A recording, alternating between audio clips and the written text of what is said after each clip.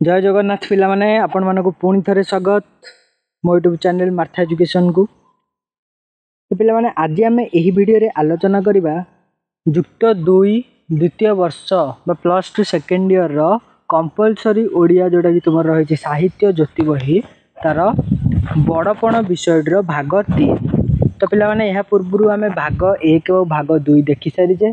जो मैंने भी से वीडियो गुडी को देखिना हो जाइकी प्लेलिस्ट देखि नबो। पिला माने सी वीडियो रे आमे कोन आलोचना करथिले ना ए वीडियो कवि होचंती ए विषयटी रो राधानाथ राय। राधानाथ कविवर राधानाथ राय कोठी ना कटक बारवाटी स्थित गोटे जगार बारवाटी ठारे कोन होतिला ना ओडिसा रो विख्यात ज्योतिर्विद विश्व प्रसिद्ध ज्योतिर्विद चंद्रशेखर सिंह सामंतंकु सेठारे संवर्धना जणाइबा पई एक सम्मिलनी होइतिला। से सम्मिलन रे विभिन्न गड़जातर राजा राजौड़ा माने एवं जमीदार माने सेठारे कोन करथिले ना उपस्थित थिले एवं कवि मध्य सेठारे उपस्थित थिले। एई जो राजा महाराजा मानकर अहंकार को देखि कवि असह्य होई पड़थिले। सेति पई कि सेमानकर अहंकार को भांगिबा पई कि कविवर राधानाथ राय एई बड़पण कविताटी को सुंदर भाबरे वर्णना करछंती। आमे देखि सारथिले पिला माने एई वीडियोटीरो भाग 1 भाग 2। आशा कर तुम मानक से वीडियो गुडी को पसंद आसीथिबो।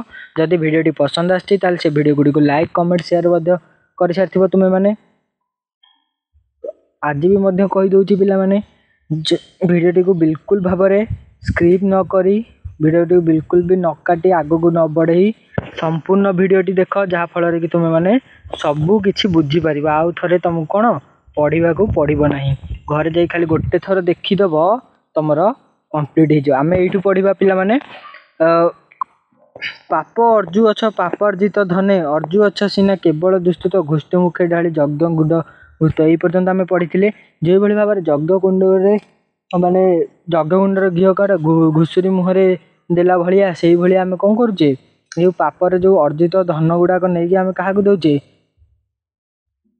नहीं जो अच्छा छामुआ गणिका वकिल एम सब दे दौचे। तापर पिला माने कौन कही कवि ना तापर कहले अप्रिय सत्य छल को न धरी अप्रिय सत्य छल को न धरी निज श्रेय देख चित्ते चिंता करी। कवि कहले अप्रिय सत्य छल को न धरी ता माने कवि कहउछंती जे मु जहा कहूची ताहा तुमको अप्रिय लागि पारे किंतु ताहा सत्य एवं मु तू किछि छलना करी कहू नाही। मु कहूची जहाँ भी कहूँ सब सत कथा कहूँ से सत कथा ही कौन ना तुमको अप्रिय लगे मु जानी तुमको अप्रिय लगे हेले मु जहाँ कहूँ कौन सत ही कहूँ। निज श्रेय देखी चित्ते चिंता कर श्रेय पिला माने कौन निजर श्रेय माने कवि कहते पिला माने कौन निज श्रेय देख चित्ते चिंता करी माने श्रेय माने श्रेष्ठत्व है। निजर श्रेष्ठत्व को थरे चित्ते चिंता कर माने थरे मनरे निजर श्रेष्ठत्व को तुम माने कौन चिंता कर। भग्न घटू आहा सलिल जेसने सरी जाऊ अच्छी आयु प्रतिक्षणे।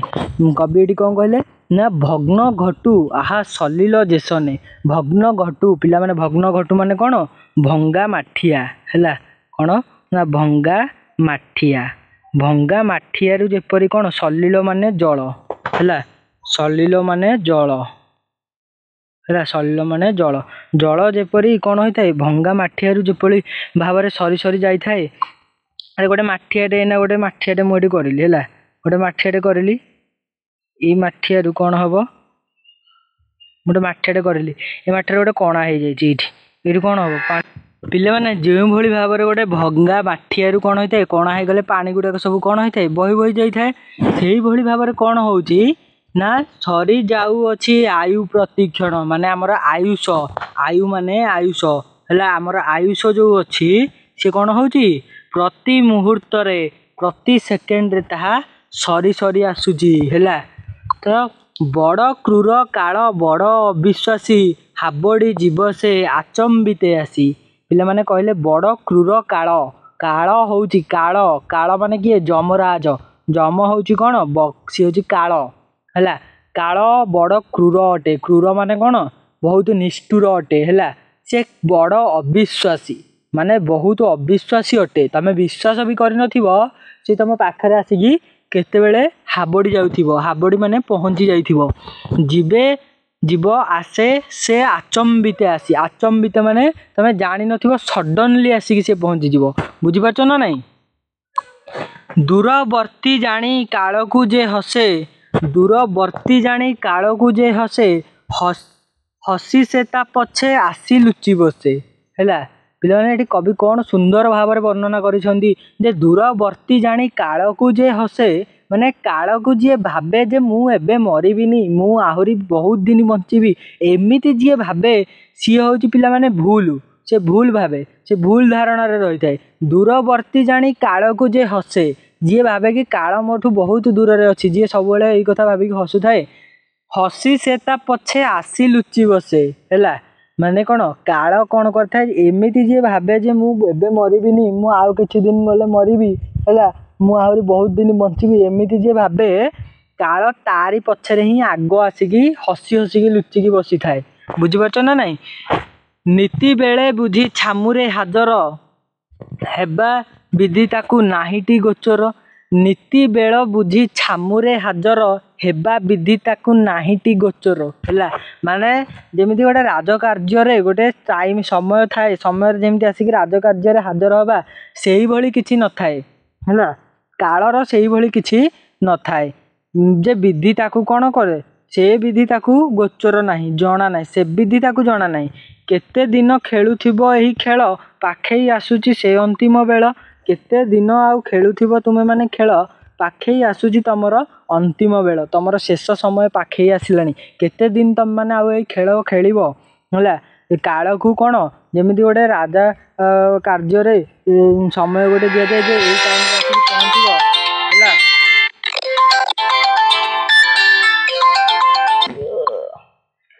ହଁ ପିଲାମାନେ କ'ଣ କହୁଥିଲି ନା, ସିଏ ଯେଉଁ ରାଜକାର୍ଯ୍ୟରେ ଯେମିତି ଗୋଟେ ସମୟ ଥାଏ ଯେ ଆମେ ଏଇ ସମୟରେ ଯାଇକି ପହଞ୍ଚିବା ରାଜକାର୍ଯ୍ୟରେ, କାଳର କିଛି ସେମିତି କ'ଣ ଥାଏ, ସେମିତି କିଛି ସମୟ ନଥାଏ। କାଳର ସେମିତି କିଛି ସମୟ ନଥାଏ। ସେ କେତେବେଳେ ଆସିକି ତମ ପାଖରେ ହାବୁଡ଼ି ଯାଇଥିବ ତା ତମେମାନେ ଜାଣିପାରିନଥିବ। ହସି ହସି ସେ ତା ପଛେ ଆସିକି ଲୁଚି ବସିଥିବ, କେତେବେଳେ ଆମେ ସେ କଥା ଜାଣିନଥିବା। ଏହି ବିଧି ତାକୁ ନାହିଁଟି ଗୋଚର, ମାନେ ଏଇ ବିଧିଟା ତାକୁ ଜଣା ନାହିଁ, କେତେବେଳେ ସିଏ ଆସିବ ସମୟ ବୋଲି ଗୋଟେ ହେଇଟା ତାକୁ ଜଣା ନାହିଁ, କେତେବେଳେ ବୋଲି ସେ କେତେବେଳେ ଆସିକି ପହଞ୍ଚି ଯାଇପାରେ।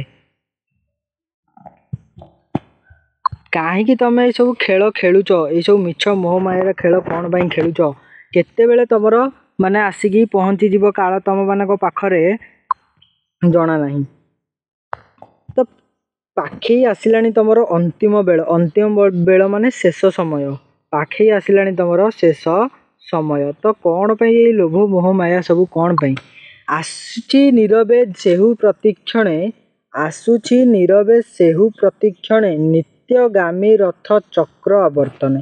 ଏହାର ମାନେ ପିଲାମାନେ କ'ଣ ନା, ଆସୁଅଛି ସିଏ ନୀରବେ, ନୀରବେ ମାନେ ପୁରା ସୁନସାନ ଭାବରେ ସିଏ ଆସୁଅଛି।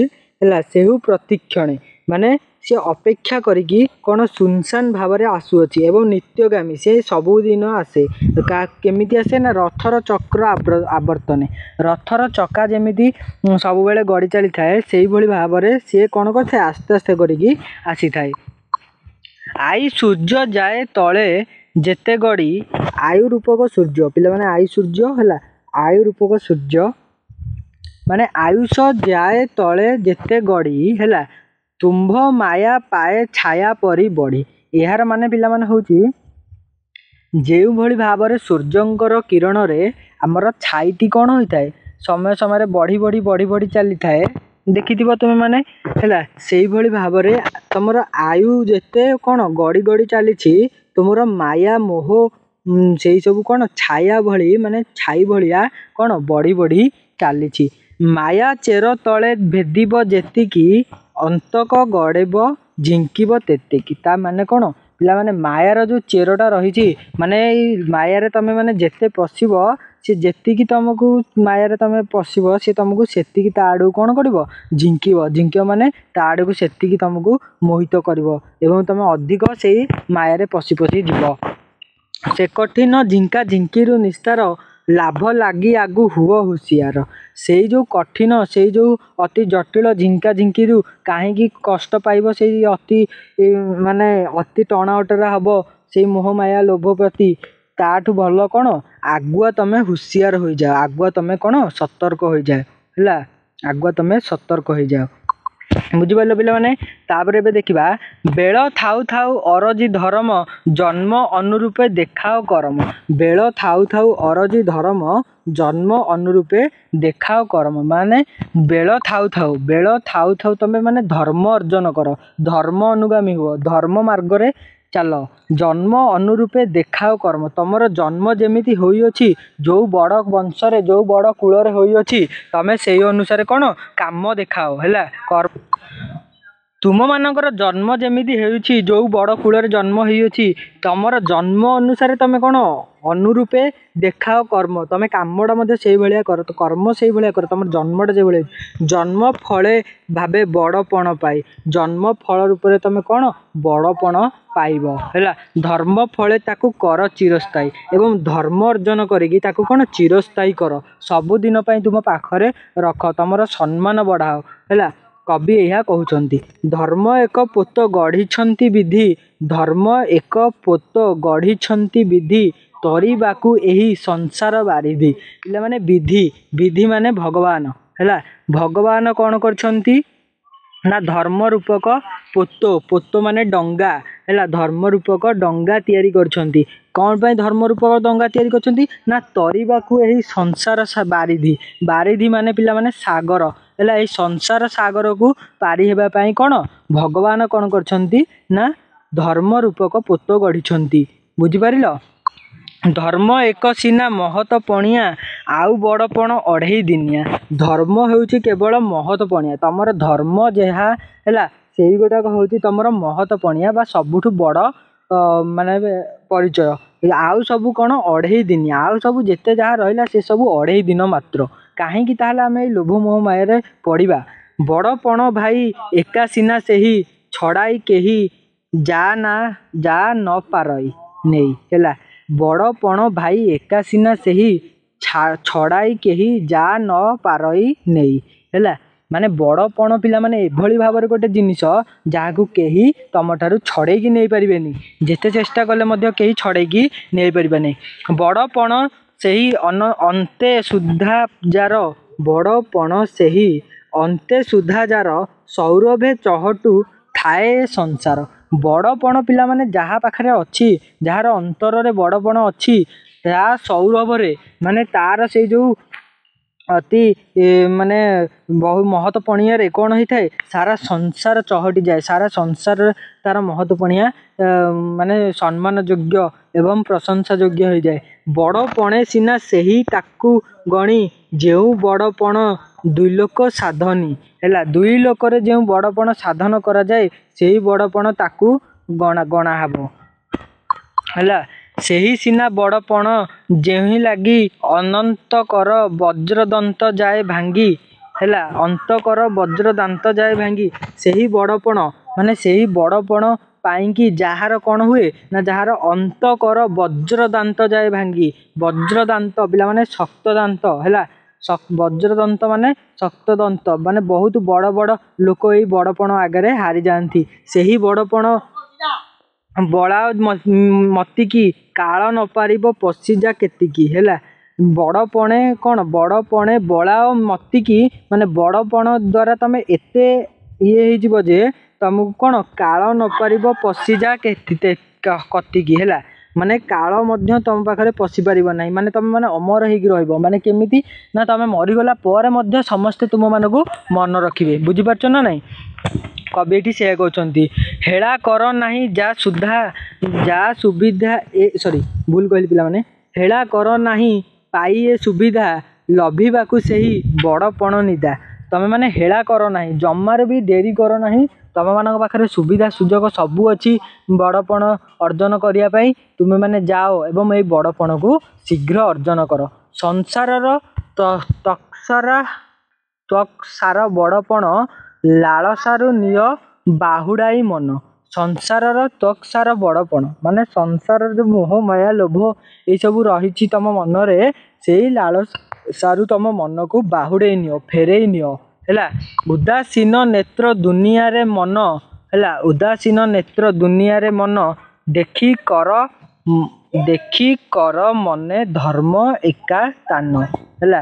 ତମର ଯେଉଁ ମନଟା ଉଦାସ ହେଇଯାଉଛି ନେତ୍ର ଦୁନିଆରେ ମାନ ହେଲା, ତମର ଉଦାସୀନ ନେତ୍ର ଦୁନିଆରେ ମାନ, ତମର ଯେଉଁ ଆଖି ଉଦାସ ହେଇଯାଉଛି କ'ଣ ପାଇଁ ନା ଦେଖି କର ମନ ଧର୍ମେ ଏକାତନ, ମାନେ ତମର ସେଇ ଉଦାସ ଇଏକୁ କ'ଣ କର ନା ନେଇକି ଧର୍ମରେ ଲଗାଅ ଏବଂ ଧର୍ମ ଅର୍ଜନ କର। ପିଲାମାନେ କବିଟି କହୁଛି ଧର୍ମ ଅର୍ଜନ କର ଏବଂ ରାଜଧର୍ମେ ଆତ୍ମା ତତ୍ତ୍ୱ ଦେଇ ମତି ଉଚ୍ଚ ହୋଇ ଲଭେ ଉଚ୍ଚତର ଗତି, ମାନେ ରାଜଧର୍ମରେ ତମର ଆତ୍ମା ଏବଂ ପ୍ରାଣ ଦେଇକି ରାଜଧର୍ମ ବା ରାଜକାର୍ଯ୍ୟ କର ଏବଂ ସେଇଥିରେ ତମେ ମାନେ କ'ଣ ମତି ମାନେ ମନକୁ ଦିଅ, ରାଜକାର୍ଯ୍ୟରେ ରାଜଧର୍ମରେ ତମେ ମନ ଦିଅ ଏବଂ ଉଚ୍ଚ ହୋଇ ଲଭ ଉଚ୍ଚତର ଗତି, ମାନେ ତୁମେ ଉଚ୍ଚ ହେଇକି ଅଛ ତାପରେ ମଧ୍ୟ ତୁମେ ଆହୁରି ଉଚ୍ଚତରକୁ ଗତି କର, ମାନେ ଉଚ୍ଚ ହେଇକି ମଧ୍ୟ ଆହୁରି ଉଚ୍ଚକୁ ତୁମେ ଗତି କର। କବି ଏଠି ସୁନ୍ଦର ଭାବରେ ବର୍ଣ୍ଣନା କରିଛନ୍ତି। ତ ପିଲାମାନେ ଏହି ଭିଡ଼ିଓଟିରେ ତୁମମାନଙ୍କର ବଡ଼ପଣ ବିଷୟଟି ସମ୍ପୂର୍ଣ୍ଣ ଭାବରେ ସରିଲା ହେଲା। ଆଜି ବଡ଼ପଣ ବିଷୟର ଏଣ୍ଡ ହେଉଛି ଏଇଠି। ତ ଆଶା କରୁଛି ତୁମେମାନଙ୍କୁ ଭିଡ଼ିଓଟି ପସନ୍ଦ ଆସିଥିବ। ଯଦି ଭିଡ଼ିଓଟି ପସନ୍ଦ ଆସିଛି ତାହେଲେ ଭିଡ଼ିଓଟିକୁ କ'ଣ କରିବ, ଲାଇକ୍ କରିବ, କମେଣ୍ଟ କରିବ ଏବଂ ଭିଡ଼ିଓଟିକୁ କ'ଣ କରିବ, ସବସ୍କ୍ରାଇବ୍ କରିକି ସେୟାର କରିଦେବ ହେଲା। ସେୟାର କରିଦେବ ସାଙ୍ଗ ପିଲାମାନଙ୍କ ପାଖକୁ, ଯାହାଫଳରେ କି ଏଇଭଳି ଭାବରେ ନୂଆ ନୂଆ ଭିଡ଼ିଓ ତୁମମାନେ ସହଜରେ ନୋଟିଫିକେସନ୍ ପାଇପାରିବ। ତ ପିଲାମାନେ ଆଜି ପାଇଁ ଏତିକି, ରହିଲି। ଜୟ ଜଗନ୍ନାଥ।